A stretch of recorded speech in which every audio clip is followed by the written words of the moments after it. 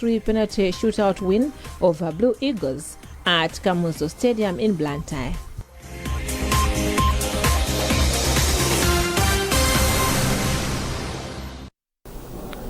Thanks for joining us. His Excellency the President, Professor Arthur Peter Mutharika, is calling upon all Malawians from all walks of faith to join hands in praying that the country should continue receiving good rains for a bumper harvest and further pray for an end to the prolonged dry spells which are being experienced in some parts of the country. Professor Mutharika quotes a holy scripture of 2 Chronicles 7 verse 14, which reads, "If my people who are called by my name shall humble themselves and pray and seek my face and turn from their wicked ways, then will I hear from heaven and will forgive their sin and will heal their land."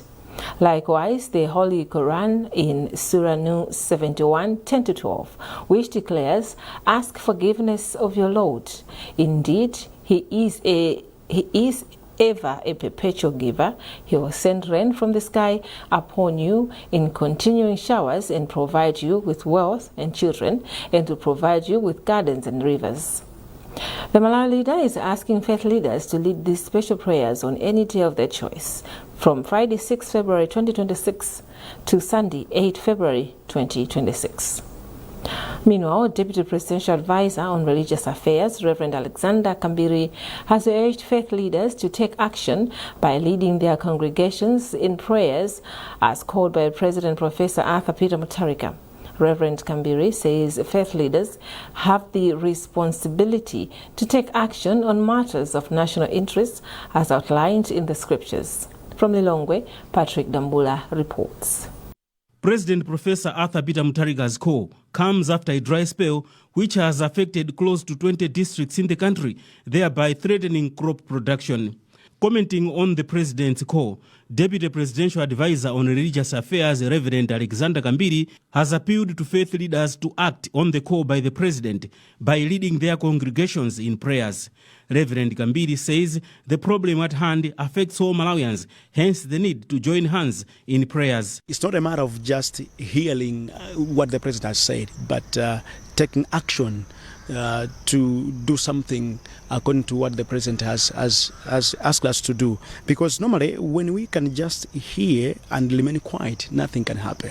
But it's our responsibility as church leaders to encourage our members to pray for this as the president has asked us to do so. Also commenting on the matter, Apostle Mike Chisale of Remnant Church of Jesus thanked God for instilling wisdom in the president to ask for prayers, saying, 4 times without count, God has answered the nation's prayers on different issues. Hence, the same will happen this time around. My reactions, number one, is to thank God, because it came from him that he put his words into the heart of our president. We really appreciate the initiative we have received from the president. And again, I would like to encourage believers wherever they are. We can pray and God will answer, because we have prayed many times and we have seen tangible results. In his call, President Professor Arthur Peter Mutharika urged the nation to engage in prayers this coming Friday, Saturday and Sunday, which are the days of worship for almost all religions. Patrick Dambula, MBC News, Lilongwe. Vice President Dr. Jane Ansah says the power of prayer can help to heal the country from the calamities that has affected the well-being of Malawi, such as drought and floods. The Vice President made these remarks when she attended prayers at Jesus Christ of Nazareth Pentecostal Church in Manyowe in Blantyre. Simeon Boyce reports. Following a plea by President Professor Arthur Peter Mutharika that all religious institutions should pray for good rains in order for the country to harvest bumper yields, the Vice President, Justice Dr. Jane Ansah SC, retired, attended special prayers at Jesus Christ of Nazareth Pentecostal Church in Blantyre. During the prayers, Dr. Ansah, who is also a known preacher, took to the pulpit to spread the word of God to the congregation. In her sermon, the Vice President said God is the only solution to various challenges that we are facing, such as natural disasters. She therefore appealed to all the citizens to heed President Professor Arthur Peter Mutharika's call for prayers. After the prayers, the Vice President presented a donation of relief items from Dr. Jane Ansah Foundation. The items included maize flour, shoes, and exercise books to the needy people. 2 Chronicles 7:14. 2:7 verse 14. The people that are called by my name, anthu anga amene ayitanidwa pa dzina langa, if they humble themselves, ngati iwo adzichepetse, and pray, napemphera, and seek my face, ndikuyang'anira pa nkhope ya Ambuye, I will hear them from heaven. Ine ndidzamva kuchokera kumwamba. I will forgive their sins, ndipo ine ndidzakhululukira machimo awo, and then heal the land, ndipo ndidzachiritsa nthaka yawo. In her remarks, founder of Jesus Christ of Nazareth Pentecostal Church, Apostle Lynette Matope, commended the Vice President and the DPP leadership for putting God first in every endeavor. It is expected that God will hear the cry of his children and respond accordingly. Simeon Boyce, NBC News, Blantyre. Meanwhile, Muslims in Mangochi have asked for God's mercy to bring good rains that will result in bumper harvest, not destruction. The call has been made during a prayer session held at Mufti Abbas Primary School ground in response to President Professor Arthur Peter Mutharika's recent call for religious leaders to pray for good rains. In Mzuzu, interdenominational prayers have taken place at Katoto Secondary School, where the clergy hailed the move by President Professor Arthur Peter Mutharika to call for prayers for good rains. Musa Sechoyo has the details. Speaking after the prayers, Chairperson for Mzuzu Clergy Association, Bishop Amos Chuma, thanked the leadership of President Professor Arthur Peter Mutharika for asking God's intervention at a time when some parts of the country are experiencing dry spell. Bishop Chuma appealed to the religious leaders to continue praying in their respective denominations, not only for good rains, but also for continued good governance, peace, unity, and other aspects. It's our prayer that God should provide rains in this nation of Malawi. We are talking of good rains that should be there. That's our focus, and that's our message. We are asking the religious leaders there, some that will go to church tomorrow on Sunday, some they've already gone today, even individual Christians and all Muslims, wherever they are, as they are conducting their prayers, please remember to pray for this nation. The prayers in Mzuzu were organized by Northern Region Interfaith Association, whose president, Bishop Silent Mtambo, thanked the clergy for responding positively to the call. There is number one, I'll hear from heaven. Number two, I'll forgive their sins. Number three, he'll heal their land. He'll heal our land. Number four, his eyes. We've got a vacancy rate of about 43%, but that is not stopping them from moving. When you look at their planning, they have planned beyond what we expect as council. So Lilongwe is a shining example. In a separate interview, Lilongwe District Council Chairperson Sekerani Kansikiri attributed the achievement to strong collaboration among council staff and officials. In a separate engagement, the minister elevated 4 group of village heads, Chibungo, Mambo, Gwirize and Chatondana, to the status of sub-traditional authorities. The local government minister urged the newly elevated chiefs to stay away from politics, warning that political involvement compromises chieftaincy and contributes to leadership wrangles. He further encouraged them to be development-oriented leaders who will spearhead progress in their respective areas. Meanwhile, the minister has directed that all areas experiencing chieftaincy disputes must submit names of legitimate heirs to the throne within 30 days. Austin Fugula, MBC News, Lilongwe. This is MBC News, a reminder of our top stories. President Professor Arthur Peter Mutharika calls on Malawians to join hands in praying for continued good rains in the country. Minister of Local Government and Rural Development Ben Piri commends Lilongwe District Council for surpassing its local revenue collection targets.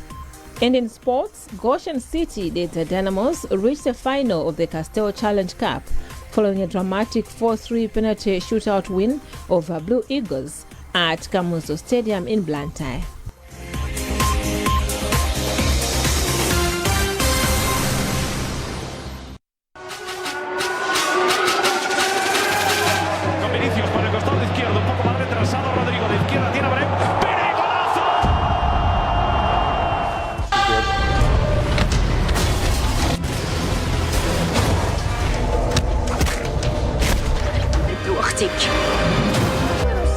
What's your name?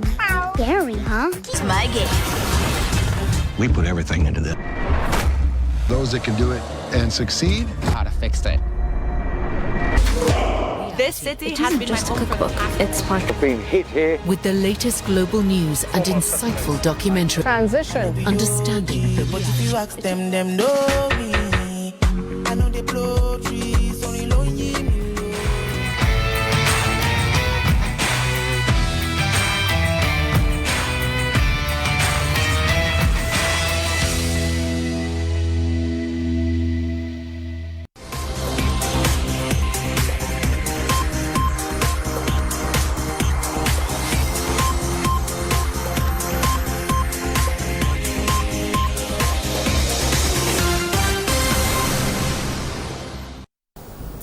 Welcome back. Minister of Natural Resources, Patricia Whiskers, has emphasized the importance of community engagement in protecting natural resources, including Lake Malawi, a key source of fish and livelihood. She made the remarks in Mangochi during a familiarization tour of fisheries developments under the Department of Fisheries. During the tour, the minister and her deputy held an interface with different heads of sections, including the Fisheries Department, before visiting Malawi College of Fisheries and a fish cage in Madeko. Owen Mavula with the report. Minister of Natural Resources Patricia Whiskers, in company of her deputy Chipidiro Mpinganjira, took time to embark on a familiarization tour of fisheries developments being undertaken by the Department of Fisheries in the Lakeshore district of Mangochi. The tour, according to the ministers, was aimed at touching base with representatives of different sectors in fishery management to understand challenges and opportunities in the sector, to inform the ministry on practical policies that can respond to the needs of fishermen and aquaculture operators. The Minister of Natural Resources placed emphasis on the need to collaborate in managing natural resources for sustainable fishery management, and assured people that her ministry will continue providing support to address challenges facing the fisheries sector and safeguard fish stocks for future generations. The challenge that the industry is facing at the moment is a lack of enforcement for monitoring. We are relying heavily on physical monitoring. At the moment, the sector does not have enough boats to actually go on water and monitor the activities there. There has been, however, strides to move from physical monitoring to move with the digital age to have other tools that we can use for monitoring, for instance, the drones that we have just witnessed today. Deputy Director of Fisheries, who is also Deputy Principal for Malawi College of Fisheries, Neverson Msusa, briefed the Minister on new innovations the college is implementing to increase fish stocks. We are these days emphasizing on the cage farming. Cage farming is, an improved nature of fish farming other than the pond farming. So this is a new technology, and as a college, we are ensuring that the general public should be trained in cage culture so that they can maximize the profits other than, dwelling on the pond culture. So this is the new technology which we are advocating as a college. Available information indicates that Mangochi contributes about 10% of Malawi's total fish supply, with approximately 60,000 people depending on the fishing sector for livelihood. Owen Mavula, MBC, Mangochi. Minister of Labour, Joe Chigona, has urged the tea industry to put in more effort in initiatives that promote decent work in the country. Chigona was speaking during a meeting with the Tea Association of Malawi Board and its Industrial Relations Committee at the Mimosa Tea Research Foundation after touring Satemwa and Seyama tea estates in Cholo and Mulanje districts. Macy Zamawa with the details. Before meeting the Tea Association of Malawi Board and its Industrial Relations Committee at Mimosa Tea Research Foundation in Cholo, Chigona toured Satemwa and Seyama tea estates where he interacted with workers. And here are some of the concerns which the people raised. What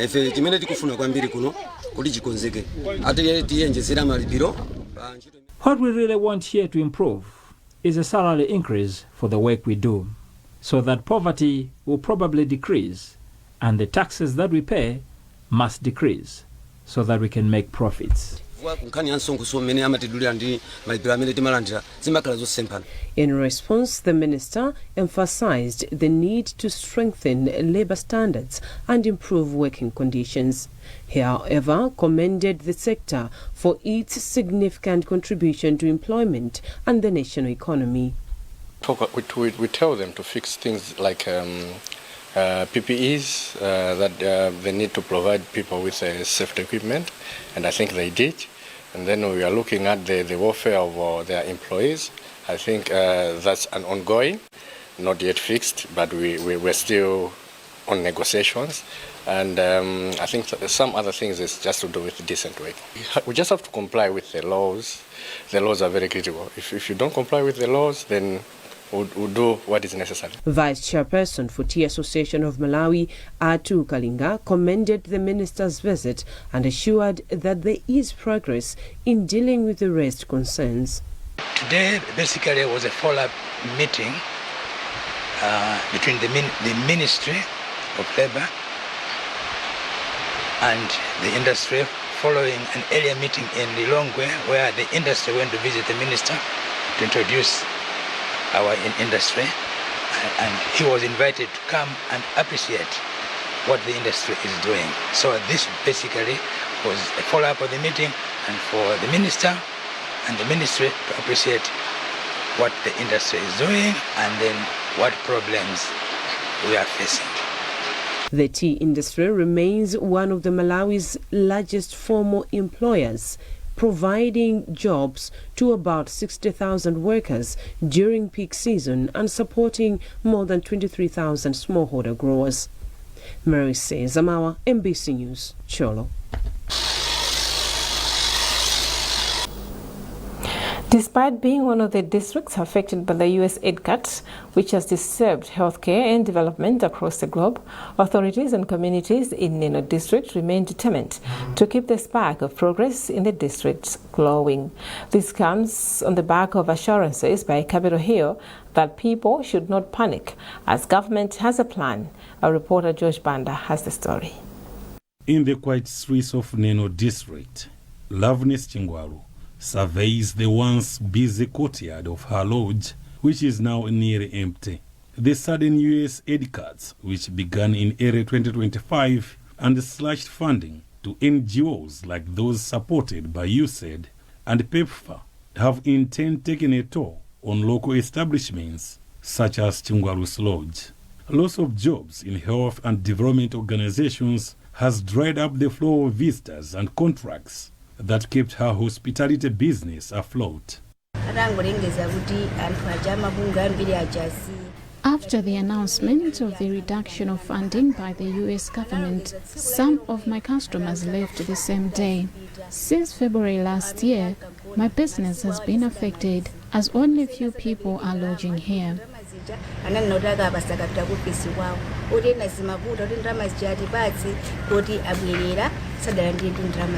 Nearby, Sam Nyambi, who owns a welding shop, says not long ago NGO vehicles and their associated equipment was a common feature at his shop being repaired, but now the jobs have disappeared.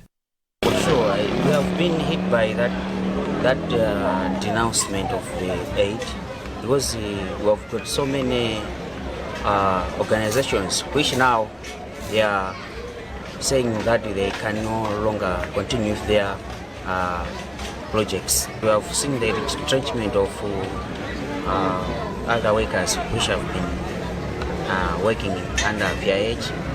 I think it should be maybe one of the factors. These are effects of broader US foreign aid reductions, which have crippled health and development efforts in districts like Neno, which were reliant on NGO operations. Despite the concerns, Neno District Commissioner Alfred Hauya has offered reassurance to residents that businesses will continue to prosper despite the aid cut, pointing to local resilience and potential government support to fill gaps.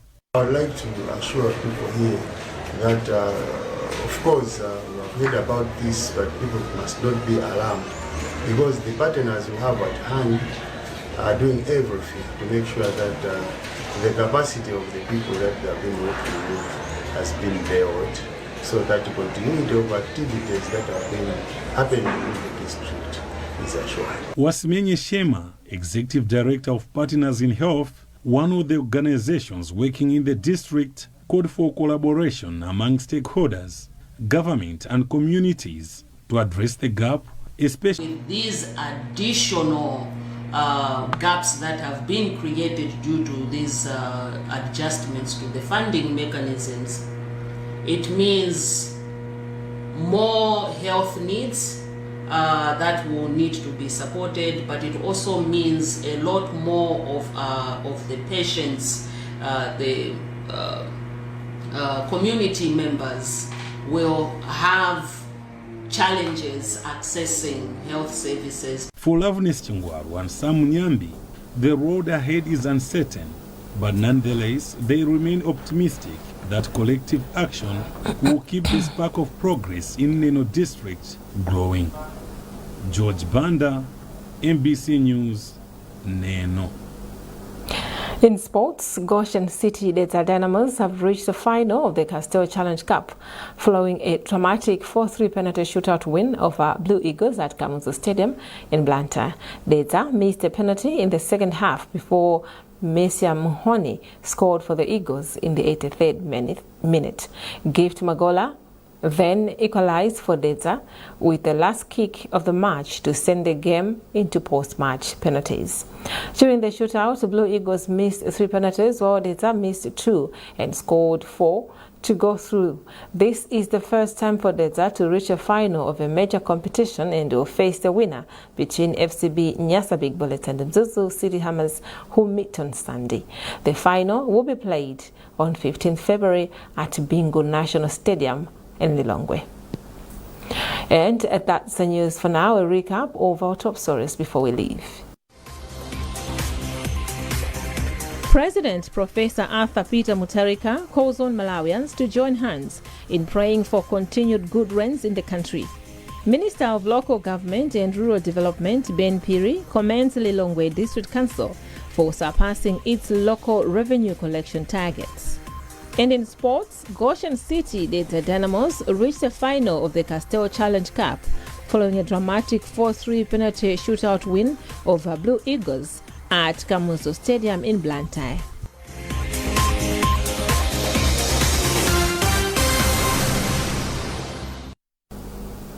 Well, keep up to date with our news coverage on our digital platforms by scanning the QR code at the top right corner of your TV screen. You were with me, Hilda Ngomano, alongside Savita Wirima, our sign language interpreter. Thanks for watching and bye for now.